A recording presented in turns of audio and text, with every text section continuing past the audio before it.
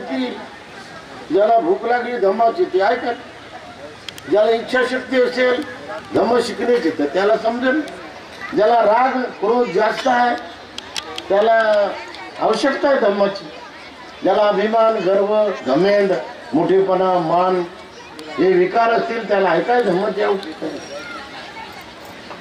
नमो तस्सा भगवतो अरहतो सम्मा संबुद्धस्स. नमो तस्सा भगवतो अरहतो सम्मा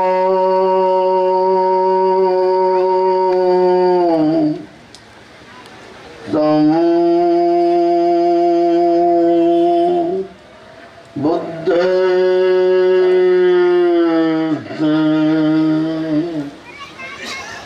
नमो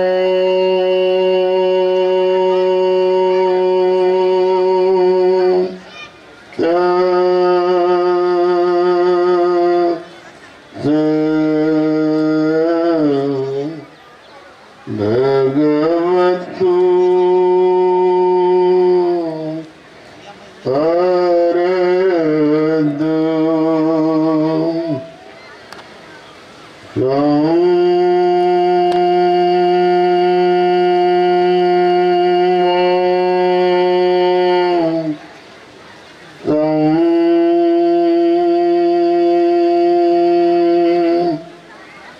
बुद्ध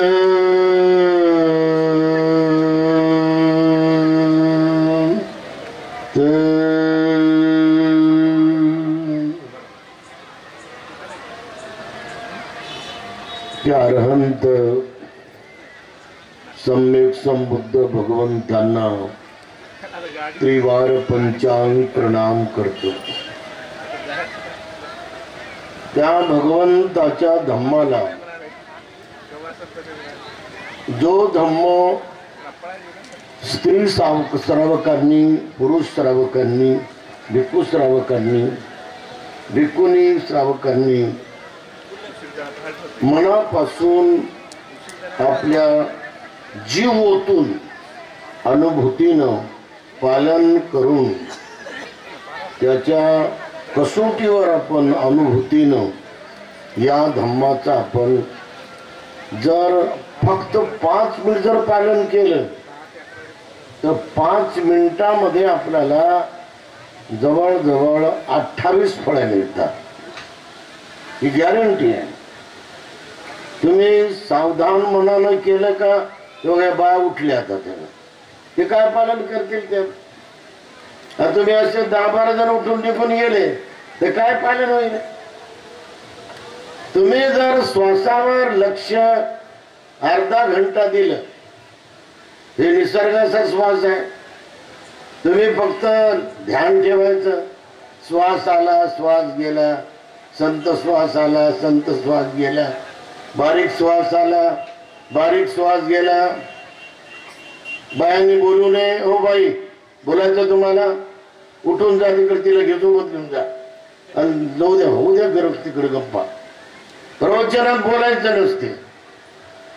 म्हणजे आपल्या समाजाला प्रवचन ऐकत असताना काय करायचं हेच कळणार. ते बाया आपसात बोलू लागल्या. मी एवढ्या मोठ्या बाया बसल्या होत्या तेव्हा पण मी पाहत होतो एक बाई दुसऱ्या बाईला बोलत होती. हे धम्मविरोधी आचरण आहे. हे धम्म प्रचार प्रसाराच्या विरोधी भिक्खू संघाची तुम्ही धम्मदेशन ऐकताना तुमचा अपमान आहे तो, तुमचा वाचाळपणा आहे तो, तुमच्या तोंडाची दुर्गंधी तुम्ही सोडू लागले. तुम्ही हे धम्मामध्ये तुम्ही शिकलं पाहिजे. तुम्ही डोळे बंद करून बसा, त्या विहारात बसा, घरी बसा, त्या शेडमध्ये बसा, भंतेची समोर बसा, 35 मिनिट फक्त श्वासावर ध्यान करा. बघा तुम्हाला कळेल की तुमचं मन कसं लोफर आहे, बदमाश आहे, हलकट आहे, नीच आहे, पापी आहे, वडाळा आहे, गदळ आहे, सर्वात पापी आहे हे तुम्हाला कळेल का अर्ध्या तासाच्या आतमध्ये. एवढ्या अनियंत्रित बिघडलेल्या मनाला तुम्हाला चांगलं केलं पाहिजे की नाही? मनाला चांगलं निर्मळ निष्पाप केलं पाहिजे की नाही? केलं पाहिजे. तुमचं मन जर तुम्ही बिघडून टाकलं आतापर्यंत या धम्मामध्ये येऊन की जसं बाबासाहेबांचं मन हे निष्कलंक होतं, त्याला राग नव्हता, त्याला क्रोध नव्हता, त्याला द्वेष नव्हता, त्याला अभिमान नव्हता, त्याला घमेंड नव्हती, त्याला लालचीपणा नव्हता, त्याला मोठेपणा नव्हता. म्हणजे बाबासाहेबांचं मन जसं बुद्ध धर्मात आल्यावर पवित्र होतं, कमळासारखं होतं, निष्कलंक होतं, निष्पाप होतं, निर्मळ होतं, निर्विकार होतं, तसं तुम्ही बाबासाहेबाला मानणारे लोक, बाबासाहेबाचा जय भीम नेहमी नेहमी घेणारे देणारे लोक, तुमचं मन तुम्ही साफ केलं का? जर तुम्ही तेच जर विधी शिकली नाही तर धम्म काय शिकला तुम्ही? म्हणून भगवान बाबासाहेब दररोज 1 घंटा 55 मिनिट कधी 45 मिनिट औरंगाबादला, मुंबईला, बेंगलोरला जिथे त्यांच्या संस्थेची जमीन आहे, बांधकाम आहे, तिथे असं बसायचे. त्यामुळं त्यांचं श्वासावर बरोबर मन लागायचं. ते इकडे धावत नव्हतं, ते तिकडे धावत नव्हतं, ते तिकडे धावत नव्हतं, ते पैशावर धावत नव्हतं, ते कोणा स्त्रीकडे धावत नव्हतं, ते कोणत्या विषय वासनेमध्ये घुटमळत नव्हतं, ते कधी नशा पता करायला जरा 1 अर्धे गिलास प्यावं अशा तंद्रीमध्ये पण कधी ते वाहत वाहत वाहत गेलं नव्हतं. असे बसले बाबासाहेब औरंगाबादच्या मिलिंद कॉलेजमध्ये 1 घंटा 55 मिनिट ते श्वासावर ध्यान द्यायचे. ही गॅरंटी आहे की निर्मळ मनानं जर आपण आपल्या मनाला वश मध्ये केलं, ताब्यात केलं, नियंत्रणात केलं तर त्याला 28 फळं मिळालेच पाहिजे. आणि म्हणून भगवान बुद्धाच्या धम्मात सांगलं की ध्यान साधना दररोज करा. तर तुम्ही जर समजा अर्धा घंटा जर ध्यान केलं, तुम्ही कशाचं ध्यान केलं? हे कपडे कशी काय, हे चोळी कशी काय, हे काखणं कशी काय, याचं नाही. हे नाकातलं कसं काय नथ, हे कसं काय, ते कसं काय, याचं नाही. या टाळूपासून तर पायाच्या अंगठ्यापर्यंत आपल्या शरीरावर काय होत आहे असं डोळे बंद करून तुम्ही जर बराबर एक ना एक भाग, एक ना एक अंग अंग प्रत्यंग जर तुम्ही निहाळलं, तुम्ही अवलोकन केलं, अर्धा घंटा किंवा 1 घंटा बाबासाहेब करायची, तर तुम्हाला 3 प्रकारची विद्या प्राप्त होईल. तर तुम्ही या जगात, या संसारात मेल्यानंतर तुम्हाला पुढचा जन्म घेण्याची गरज नाही, तुमचा नवा जन्म होणार नाही. तुम्हाला पहिलं ज्ञान प्राप्त होईल, अनित्य विद्या ज्ञान. म्हणजे हे संसार पूर्ण नश्वर आहे, हे कपडे नश्वर आहे, हे डोळे नश्वर आहे, हे नाक नश्वर आहे, हे दात नश्वर आहे, हे केस नश्वर आहे, आणि संपूर्ण बॉडी, संपूर्ण शरीर जर्जर होणार आहे, नाश पावणार आहे. याची तुम्हाला पूर्ण प्राप्ती होईल.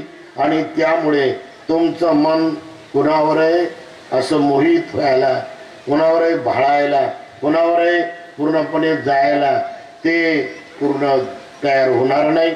तर तुमचं मन तुमच्या वशमध्ये राहील, तुमच्या ताब्यात राहील. माइंड रिमोट कंट्रोल ही विद्या, हे ज्ञान बाबासाहेबांनी बुद्ध आणि धम्मामध्ये लिहून ठेवलं. तुम्ही वाचलं नुसतं आणि त्याचा रस जो आहे तो चाखलाच नाही, त्याची अनुभूतीच नाही.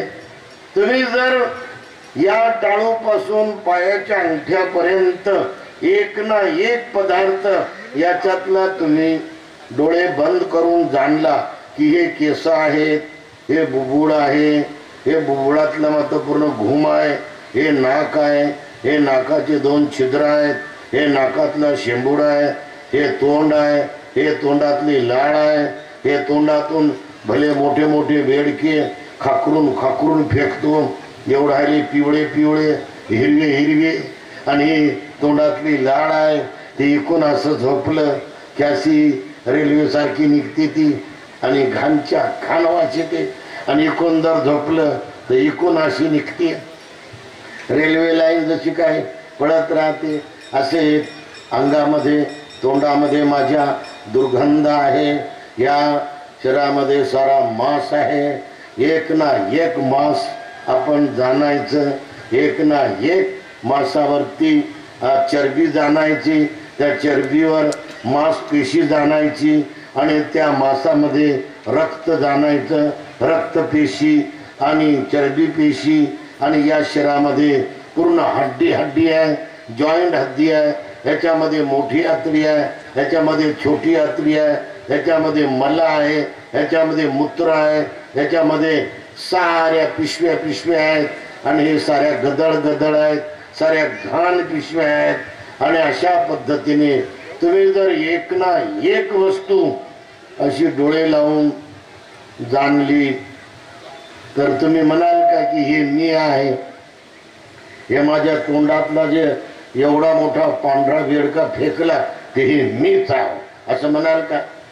हे माझ्या मांडीचं जे हाड आहे एवढं मोठं ते तुम्हाला जर दिसलं डोळे बंद करून हे मीच आहे असं म्हणाल का तुम्ही? हे माझ्या पोटातलं जे मैला आहे म्हणजे संडास भरकन जे पडते हे मीच आहो असं म्हणाल का? हे माझ्या पोटातलं जे मूत्र आहे ते भरभर भरभर एवढं पूर्ण मग्गा भरून पडते हे मीच आहो असं तुम्ही म्हणाल का? अशा प्रकारे बुद्धानं या शरीराची जी काही गदळ अवस्था आहे, जी अशुभ अवस्था आहे, जी अमंगळ अवस्था आहे ते तुम्हाला करायला सांगल्यामुळे तुम्ही या शरीरामध्ये कोणताही गर्व हे आतमध्ये जमा करून ठेवणार नाही, कोणती घमेंड ठेवणार नाही, कोणती मगरुरी ठेवणार नाही. तुम्ही कोणत्या प्रकारे कुणाबद्दल अशी मात्र विरोधाची 36च्या आकड्याची तुमची भूमिका राहणार नाही.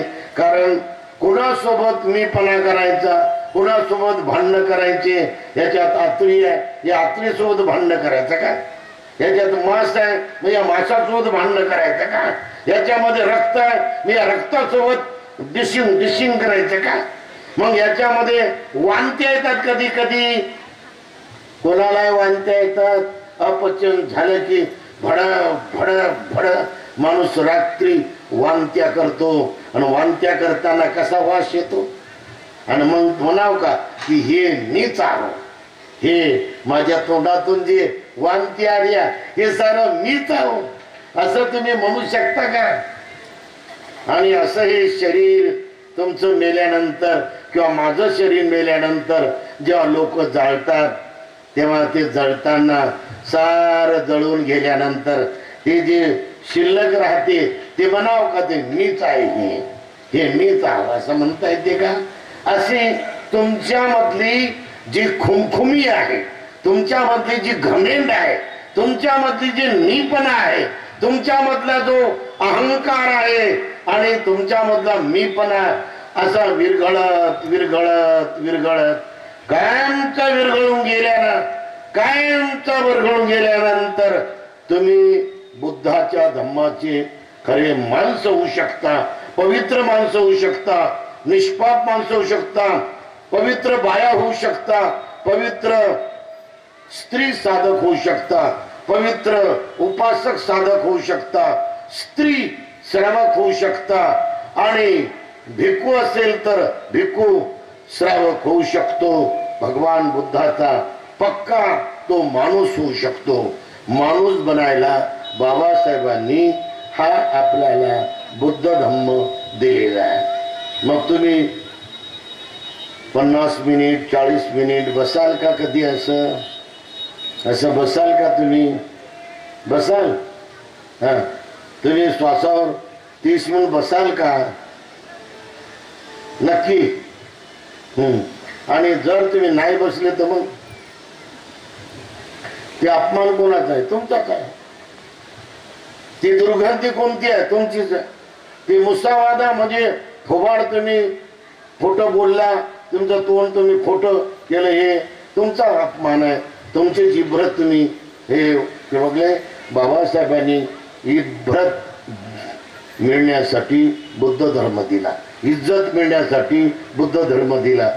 पैशानं इज्जत मिळत नाही, सन्मानानं इज्जत मिळत नाही, 10,000चा आपण पोशाख घालून इज्जत मिळत नाही, 1 कोटी रुपये जमा करून इज्जत मिळत नाही, 5 मजली आपलं घर बनवलं तर इज्जत मिळत नाही.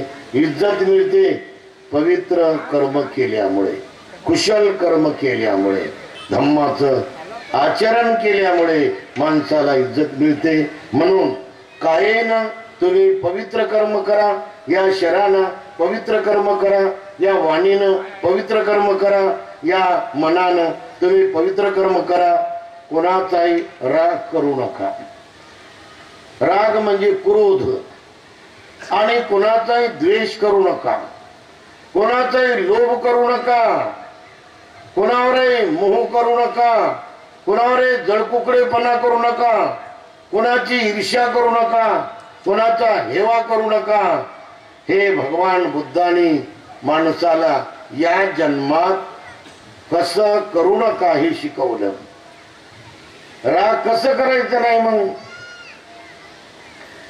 राग तर सर्वाला येतो. हिंदूला राग येतो, मुसलमानाला राग येतो, जैनाला येतो, कुंभ्याला येतो, तिल्याला येतो, कोमट्याला येतो, शिंप्याला येतो, मारवाड्याला येतो, मांगाला येतो, चंभाराला येतो आणि वाल्मिकीला येतो. आणि सर्व जातीला राग येतो, सर्व जाती जमातीला, प्रत्येक देशाच्या माणसाला राग येतो, माणसाला द्वेष येतो, माणसाला क्रोध येतो, माणसाला ईर्ष्या येते, माणसाला जळकुकडेपणा येते, माणसाला आळस येतो. हे कसं करायचं नाही हे फक्त बुद्धानं सांगलेलं आहे. करू नका तर सर्वच म्हणतात. राहू द्या ना राजेव, राहू द्या ना, राग करू नका ना, बस झालं ना, आता लय झालं ना तुमचं. आम्ही 4 तासापासून ऐकू लागलो, तुम्ही त्यांचा रागच करत आहात. तुम्ही सर्वांनाच माहित आहे हे करू नका, ते करू नका, असं करू नका, तसं करू नका, हे तर सर्वच जाणतात. परंतु कसं करू नका हे मात्र फक्त बुद्ध शिकवतात.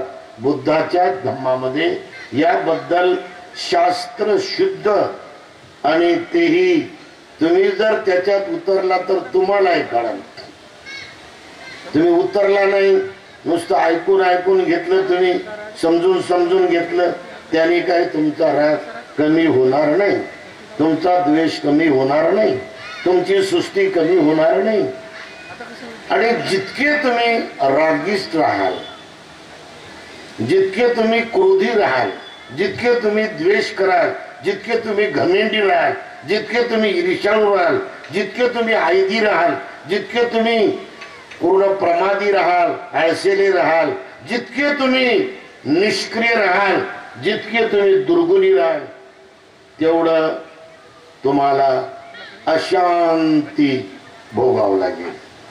तुम्ही बेचैन बेचैन रात दिवस, तुमचं मन हे सुख, खरं सुख तर जाणणारच नाही कधी. खरं शांती तुम्हाला ते मिळणारच नाही, खरं समाधान ते मिळूच शकत नाही. आणि म्हणून भगवान बुद्धाच्या धम्मात माणसानं आपलं जीवन कसं आनंदात करावं, सुखात करावं, शांतीमध्ये वाढवावं, समाधानामध्ये वाढवावं, याची अत्यंत सोपी आणि साधी मात्र विधी शिकवलेली आहे. एकदा भगवान बुद्ध असेच रस्त्यानं चालता चालता त्या उत्तर प्रदेशाच्या श्रावस्ती महानगराच्या बाजूला एक असा अफाट होतं, तर तिथे आंब्याची झाडं होते. तर त्या आंब्याच्या झाडाखालं भगवान बुद्ध बसले. नवे नवे भगवान बुद्ध होते का जास्त भिकू झाले नव्हते आणि जास्त भिकूनी झाल्या नव्हत्या, अनंत भिकू पण नव्हते. तर एक राजा आला आणि तो पण नवा नवाच होता तो, आणि त्याला राज्य पाहायचं होतं. तर झाडाखालं कोण बसले म्हणून त्याच्या कानावर आलं होतं की या आपल्या प्रांतामध्ये, या राज्यामध्ये बुद्ध आलेले आहेत. तो वचकून होता तो, आणि भगवान बुद्धाजवळ तो जाऊन त्याने 3 वेळे प्रणाम केला. गुडघ्यावर बसून 2 गुडघे हे 2 हात करता का तुम्ही दररोज? मालची शपथ, व्हेरी गुड. आईची शपथ करता का? बापाची शपथ तिथे केलं का तुम्ही? आज हात वर करा. कोण केलं? त्या बुद्धाजवळ जाऊन कोण केलं? अरे 2च हात, 3च. अरे फुसके आहे तुमचा रिझल्ट फेल आहे. तिथं जर तुम्ही प्रणामच केला नाही तर आणखी तुम्ही बुद्धाला अनुसरायचं शिकलाच नाही. तुमच्या अंगात बुद्धही नाही आणि तुमच्या अंगात काहीच नाही. तिथे कमीत कमी आज तरी तिथे जाऊन हे 2 हात असे ठेवून, हे 2 गुडघे बराबर ठेवून, असं उचलून त्याच्यावर डोकं ठेवून असं करून जर तुम्ही आज सकाळी प्रणाम केला असता तर तुम्हाला आम्ही म्हणलं असतं की अरे यांच्यामध्ये लय बुद्धाबद्दल ओढ आहे. कमीत कमी पाया पडायची ओढ आहे, कमीत कमी हात जोडायची ओढ आहे.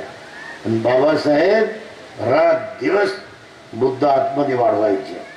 माहित आहे, बाबासाहेबांसारखा या जगामध्ये आतमध्ये बुद्ध वाढवणारा कोणताच माणूस दिसत नाही. जे बाबासाहेबांचे आहेत त्यांच्यामध्ये काहीच नाही, नुसत्या फुशारक्या मारतात. जे बाबासाहेबांचे म्हणतात आणि बाबासाहेबांचे लोक, बाबासाहेबांच्या बाया आणि बाबासाहेबांचा समाज, बाबासाहेबांचे आम्ही अनुयायी, आणि ते कधी पाया पडायला जात नाही तिथं. हे काय बाबासाहेबचे लोक आहे ते? बाबासाहेब 1 घंटा कधी 1.5 घंटा असं ध्यानस्थ बसायचे. या रूपानं बाबासाहेब नेहमी बुद्धाची पूजा करायची. कधी बाबासाहेब मेणबत्ती लावून बुद्धाची पूजा करायची. मेणबत्ती म्हणजे प्रज्वलित करणं, म्हणजे आपल्या आतमध्ये जे प्रज्ञा आहे तिला प्रज्वलित करणं. हे प्रज्ञेचा विकास करणं म्हणजे बुद्धाची पूजा. शिलाचा विकास करणं म्हणजे बुद्धाची पूजा. शिलाला डाग न लागू देणं म्हणजे बुद्धाची पूजा. शील म्हणजे पवित्र आचरण. या डोळ्यानं शील पाहणं. या डोळ्यानं कोणाला पाहिलं तर आपलं मन त्याच्याकडे जाते आणि विज्ञान जागरूक होते आणि मन ते निहाळते. काय सुंदर डोळे आहेत, काय सुंदर गाल आहे, काय सुंदर केस आहेत, काय सुंदर ही आहे, काय सुंदर हिदी आहे. सुंदर आहे, सुंदर आहे, छान आहे, छान आहे, खूबसूरत आहे, खूबसूरत आहे, लय ब्युटिफुल आहे, सो ब्युटिफुल असं म्हणत म्हणत म्हणत त्याच्यात घुटमळून राहते ते.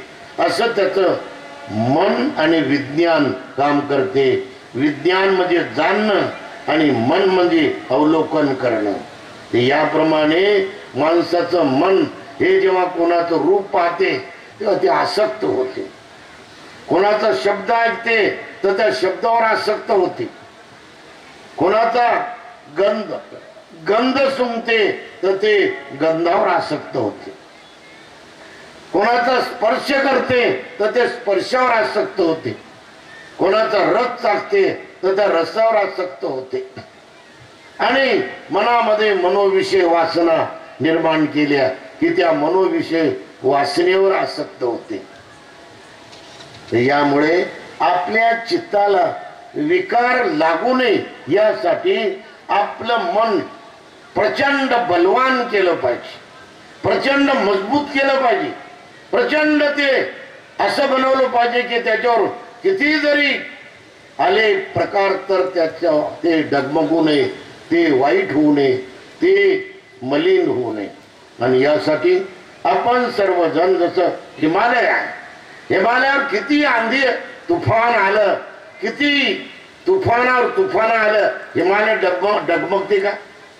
असं आपलं जे विचित्र मन आहे, आपलं जे बिघडलेलं मन आहे, आपलं जे अनियंत्रित मन आहे, आपलं जे मळालेलं मन आहे, त्या मनाला आपण चांगलं करण्यासाठी पुन्हा पुन्हा पुन्हा पुन्हा पुन्हा पुन्हा बुद्धाचं ध्यान केलं पाहिजे की माझे बुद्ध हे भगवान आहे, माझे बुद्ध हे सर्वज्ञ आहे, माझे बुद्ध हे विद्या आणि आचरणानं संपन्न आहे, माझे बुद्ध हे जाणणारे आहेत.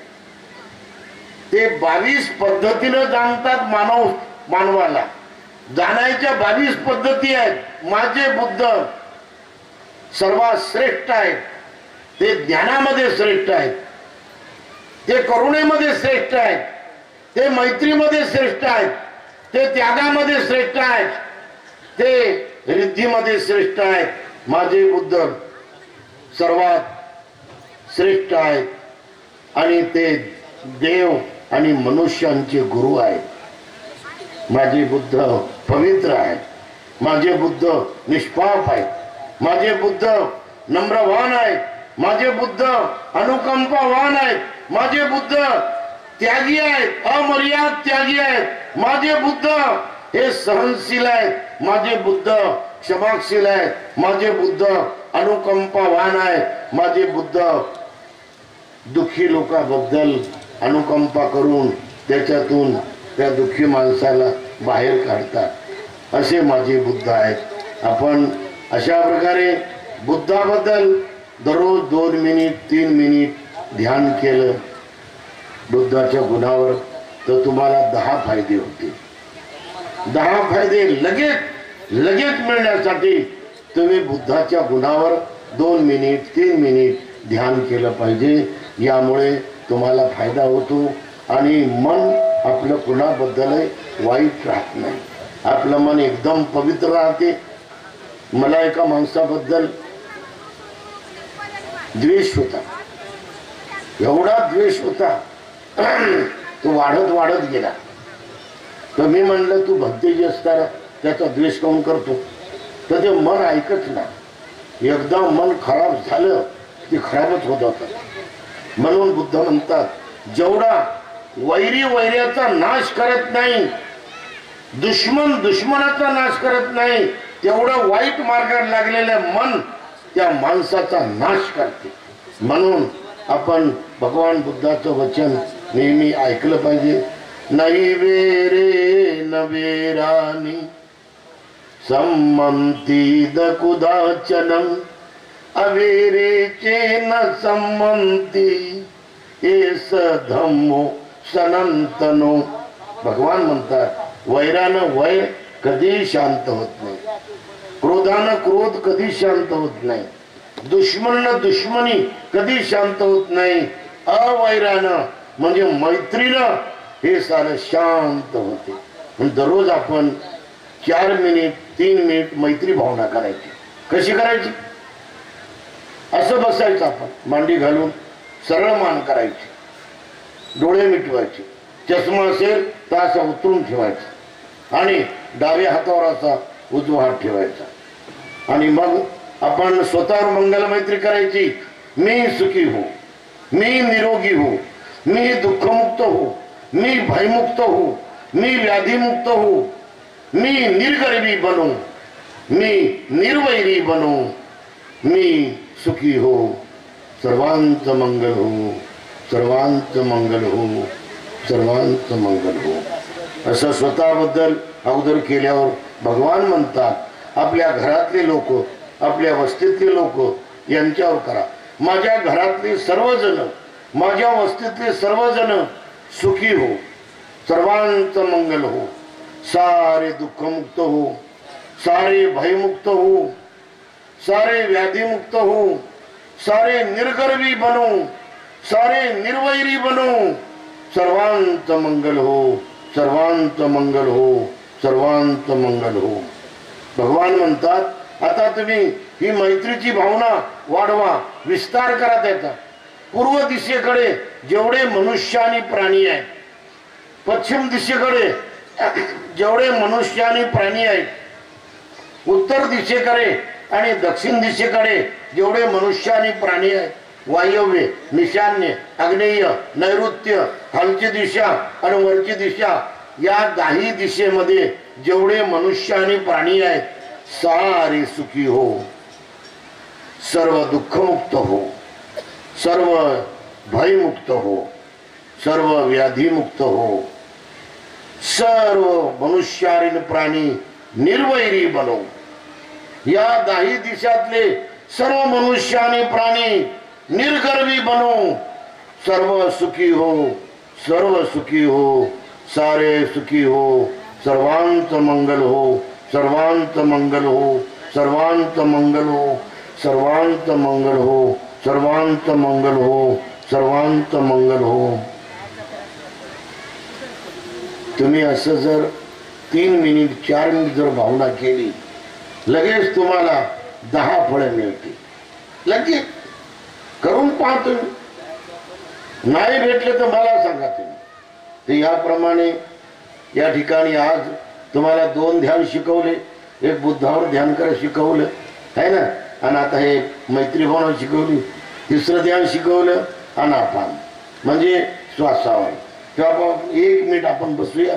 सर्वांनी सरळ मान करावी, पाठीचा कणा सरळ करावी, पायातील चप्पल जोडे जुते काढून ठेवावे, आणि हातावर डाव्या हातावर असा उजवा ठेवावा, आणि बोलू नये.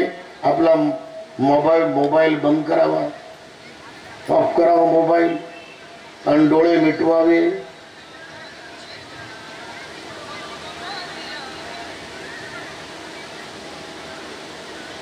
अनंत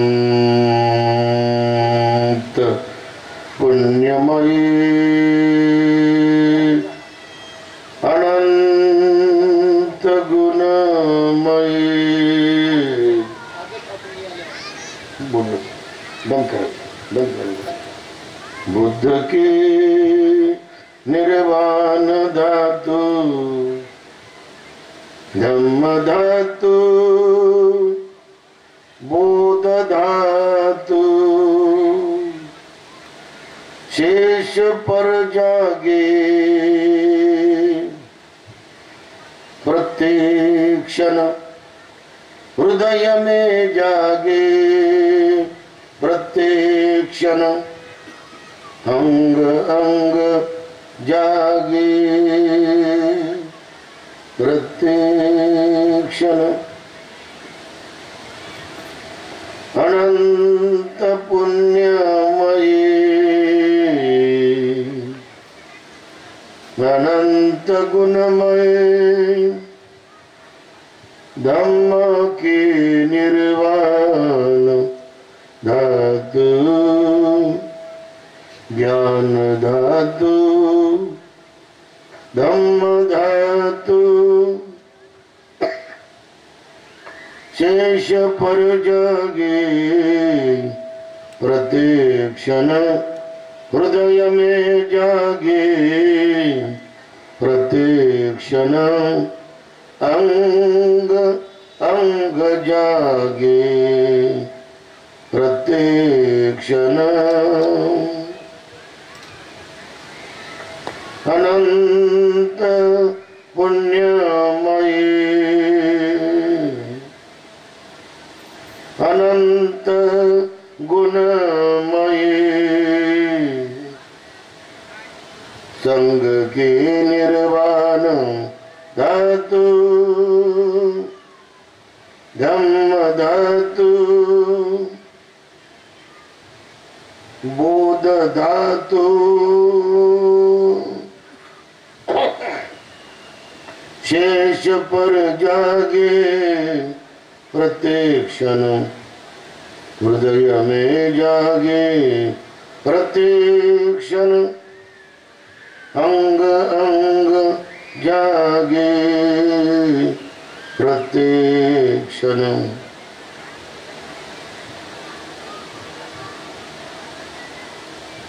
पूर्ण सावधान श्वासाबद्दल, पूर्ण सतर्क श्वासाबद्दल, पूर्ण सजग आलेल्या गेलेल्या श्वासाबद्दल.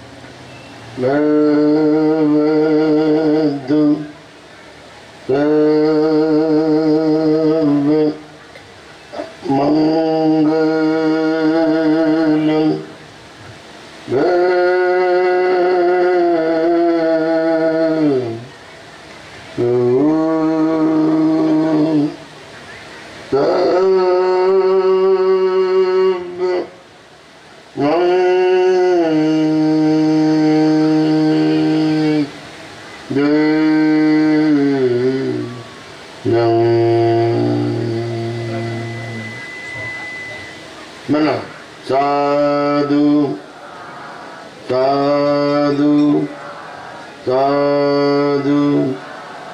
सावकाश डोळे उघडा आणि ध्यान संपलं आपलं.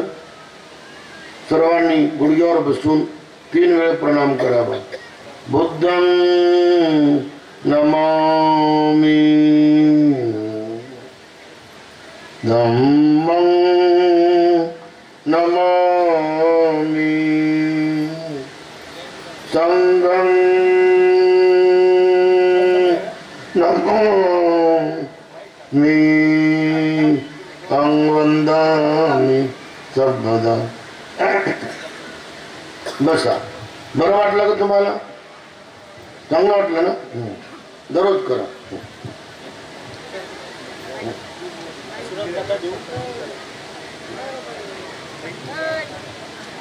आणि समारोप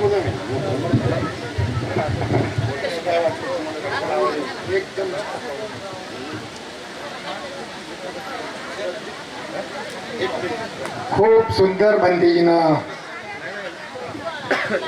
सर्वांनी हात जोडा आणि म्हणा साधू साधू साधू. धम्म परिषद के अध्यक्ष पूजनीय प्राध्यापक डॉक्टर खेमनमो भंतेजींचा धम्मदेशना संपला. तो धम्म परिषद पण संपला. आता शेवटचा पूजनीय भिक्खू संघ द्वारा आशीर्वाद होता है. जो उपासक उपासिकाएं इतने समय तक प्रत्यक्ष यहाँ बैठे हैं, आप सभी के जीवन में धम्म परिषद से प्रत्यक्ष अप्रत्यक्ष सहभागी सबके जीवन में बुद्ध का आशीर्वाद रहे, धम्म का आशीर्वाद रहे, संघ का आशीर्वाद रहे. पूजनीय भिक्खू संघ आशीर्वाद देंगे. सभी जन हाथ जोड़िए और बोलिए साधु साधु साधु. सभी देव विवजन्तु सर्वरोगो विनाशतु माते भवतु अन्तरायो सुखे दीर्घायुको भवतु सर्वमङ्गलं रक्षन्तु सर्वदेवता सर्वबुद्धानुभावेन सदा सोते भवन्तु ते. भवतु सर्वमङ्गलं रक्षन्तु सर्वदेवता सर्वधर्मानुभावेन सदा सोते भवन्तु ते. भवतु सर्वमङ्गलं रक्षन्तु सर्वदेवता सर्वसङ्घानुभावेन सदा सोते भवन्तु ते. एचितं पाचितं तुय्यं क्षिप्रमेव समिच्छतु सर्वे पुरन्तु चेतसङ्कल्पा छन्दोपन्नरसो यथा आयु आरोग्य सम्पत्ति सर्ग सम्पत्तिमेव च अतो निब्बान सम्पत्ति इमिनाते समिच्छतु. साधु साधु साधु. बुद्धं नमामि धम्मं नमामि संघं नमामि अहं वंदामि सर्वदा। सभी का मंगल हो, सभी का कल्याण हो, सुखी हो, सुखी हो, सुखी हो। आज का ये धम्म परिषद यहीं संपन्न होता है। सर्वांना आनंदाची बातमी, आपल्या महाराष्ट्रामधून हे फार सुंदर असं बुद्ध संदेश मासिक प्रकाशित होते। आपण हे मासिक औरंगाबादहून प्रसिद्ध करतो। या मासिकाचे संपादक आणि व्यवस्थापक हे डॉक्टर भदंत सत्यपाल महातेरू आहेत। सर्वांनी आपल्या घरी हे मासिक घेऊन जावं। या मासिकाची वर्गणी हे 300 रुपये आहे। या अंकाची किंमत फक्त 30 रुपये आहे। तरी थोडे अंक आहेत, आपण सर्वांनी घेऊन जावं। फार सुंदर शिक्षण आहे, त्याच्यामध्ये खूप चांगल्या प्रकारे आपण लेख वाचू शकता। बाबासाहेबांवर, भगवान बुद्धावर, भगवान बुद्धाच्या भिक्खू संघावर आणि बाबासाहेबांच्या चळवळीवर सर्वांनी या मासिकाचे 30 रुपये घेऊन जाऊन फक्त छापण्याची जी किंमत आहे एवढीच आम्ही घेतो। तरी सर्वांनी 30 रुपये देऊन घेऊन जा आणि घरी गेल्यावर फोन पे 300 रुपये आपण याला पाठवून रितसर अधिकृत वर्गणदार बना। हे घ्या, दत्तजी द्या। त्यानंतर हे जे चॅनल आहे, हे चॅनल धम्म भगवान बुद्धाचा बुद्ध टीचिंग चॅनल आहे। हे भंतेजी